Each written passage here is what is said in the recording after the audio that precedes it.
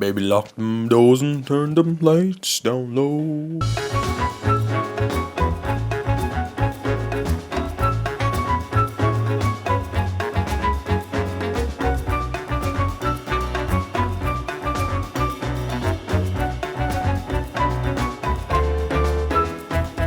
Today I want to talk about recalibrating your value judgments. Now, what does that mean? A value judgment is when you call something good or bad. This is my DJI mic case, okay? This mic case has no value judgments, right? I'm not calling it a good case, I'm not calling it a bad case, it's just a case. But then I can say, this case is good because it allows me to carry my microphone box where all the mics are and the different attachments for it. Bang! I've just put a value judgment onto that case. Now, we do this a lot in our day-to-day lives, right? Even things that don't really need value judgments. For example, the weather. Right now, the weather's like 3/4 of the way to being shit, which you could say it's a quarter of the way to being good, but I guess I'm just going to the closest now. Whatever. You can see the sky a little bit. There is some blue popping out, but mostly it's a little white and cloudy. Cloudiness and rain and gray. It's like muted and it's sad. It's less saturated, muted, nice, redundant language. But it's dark, it's gloomy, it's gray. These are words that we don't like. These are feelings that we don't like to have. Whereas sunny, bright, blue, colorful, spring, summer, these are all like yummy, good, positive emotions and feelings to have. Why though? Like, why? I think there are real answers. Personally, I do think summer and spring are better. Like, I do like the sun more than I like the cloudiness. But the extent to which this affects you is done by this little thing at the top of your head, in your skull, okay? And this thing that we call a brain is what's making this so bad for you. Yes, cloudiness is worse than sun. Most cases, right? Generally, I think that's pretty safe to say.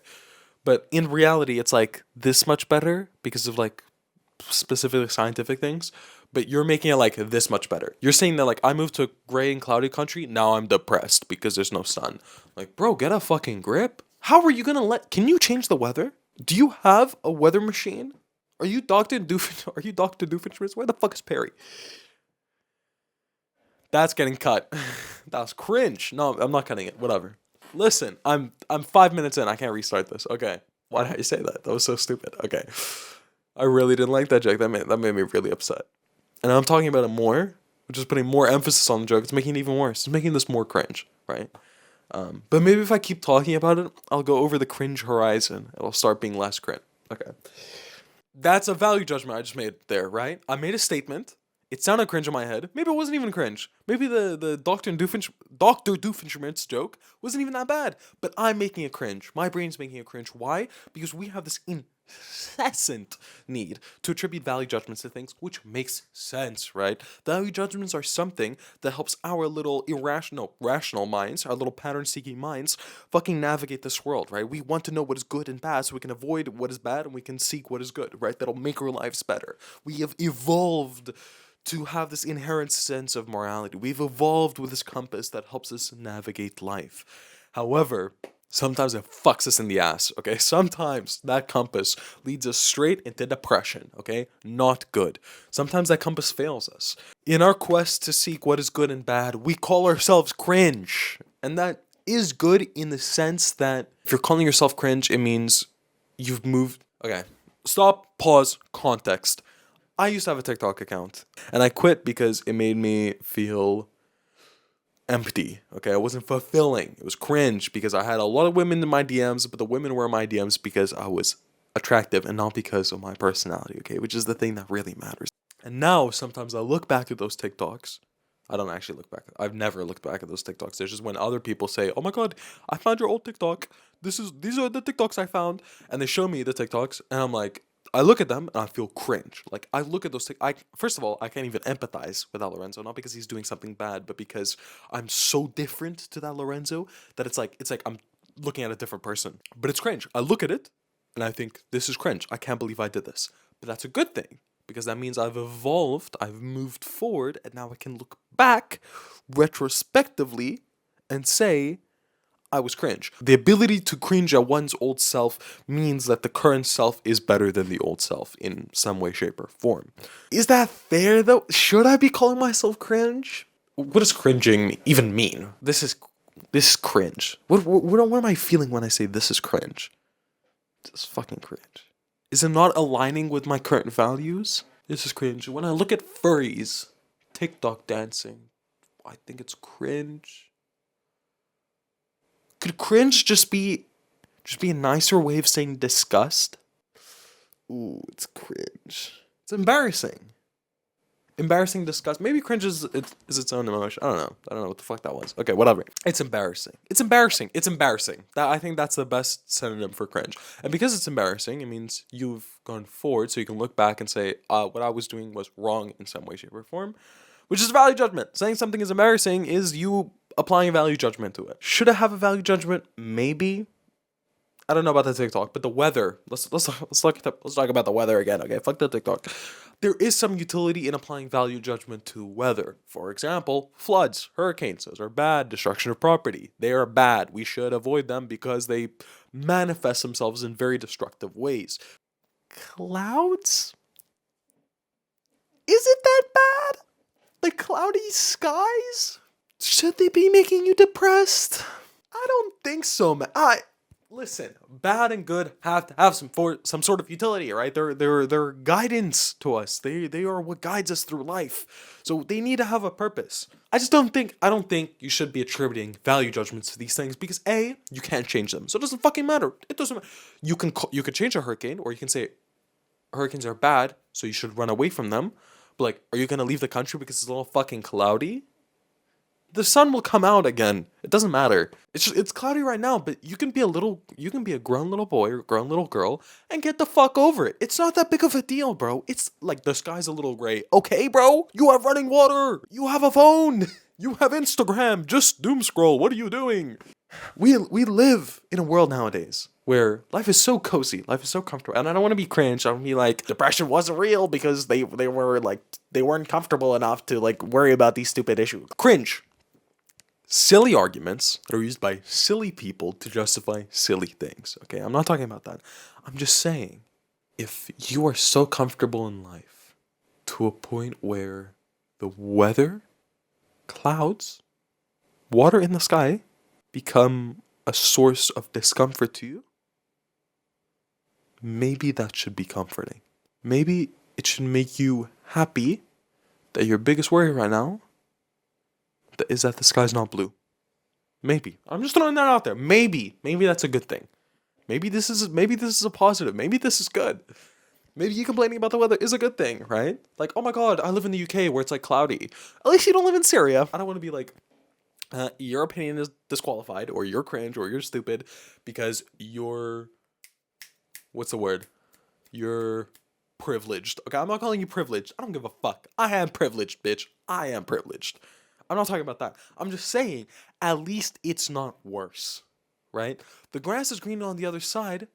Stop looking at the other side. Look at down the street. You're looking at the next house. Look down the fucking street. Look at those people starving. At least you're not them, right? At least you're not them, bro. At least you're not them. Gratitude. Gratitude is so important for happiness. We need to be grateful. We ought to be grateful. Gratitude is a necessary component of happiness because you have to be content. You have to look at what you have and be like, oh my god, this is amazing. It doesn't mean you can't look into the future and be, I want better, right? I do that. You have to do that. You have to want better.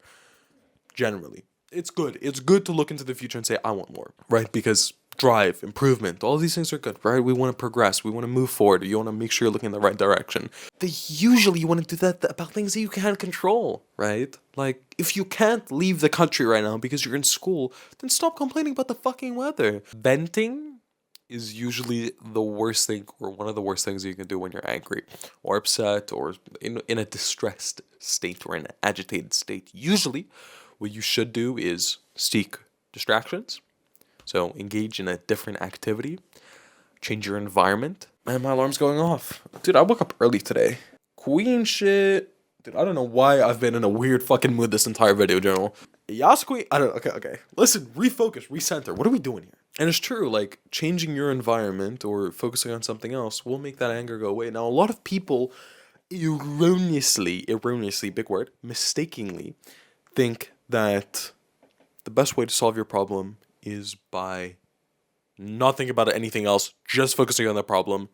Problem. The problem with this is that rumination is one of the biggest symptoms of depression. It's one of the biggest characteristics of depression.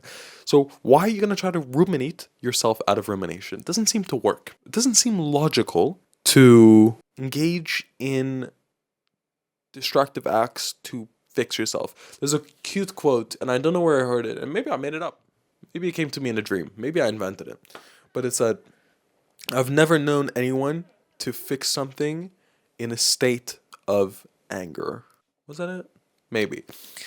You have to chill. You have to chill the fuck out. You have to remove yourself from this state, and then you can address it from a cold, not cold as in bad, but cold as in distant, right? Cold as in, not cold as in soulless, more as cold as in like the chicken was fucking sizzling and now it's like room temperature. Okay, that's what I mean by cold, like chill, relaxed, okay, distanced. You have to be able to separate yourself from yourself and analyze it from like a third person perspective. The secret to happiness is right here. Your brain is also the secret to depression, and it's also the secret to anxiety, and it's also the secret to sadness, and it's a secret to anger, it's a secret to all of the negative feelings, but it's also a secret to all of the positive feelings. The sooner you realize you are in control of your emotions and you are in control of the way you perceive the external world, the sooner you will start to feel better. I'm not asking you to start enjoying the gray skies. I'm not asking you to start enjoying rain. I'm not asking you to start enjoying weather, okay? I'm just saying recognize that the weather isn't inherently bad. You're the one that's attributing that value judgment. And as soon as you realize you have that power, as soon as you can recognize that you are the one that makes the weather bad, maybe you start recognizing you are in control of the weather. Not in the sense that you can control whether the sky is cloudy or whether the sky is clear or not, but you can control your perception of the weather, which is really what matters at the end of the day. It doesn't matter that the weather is objectively bad. It doesn't matter what objective reality looks like. In the sense that it affects you, yes, but the only way that it's currently affecting you is how you perceive it. And if you can control how you're perceiving it, why are you going to let it negatively impact you? And I think that's a nice little spot to end this video journal. Embrace a little chaos in your life. Embrace a little distraction, because without distraction, there is no happiness. I hope you're having a wonderful morning, afternoon, or evening. And if you aren't, well, fucking change that. You're in control of your emotions. Remember that. I love you so much, and I will see you in the next one, which will hopefully be a little less chaotic and just as engaging. Thank you so much.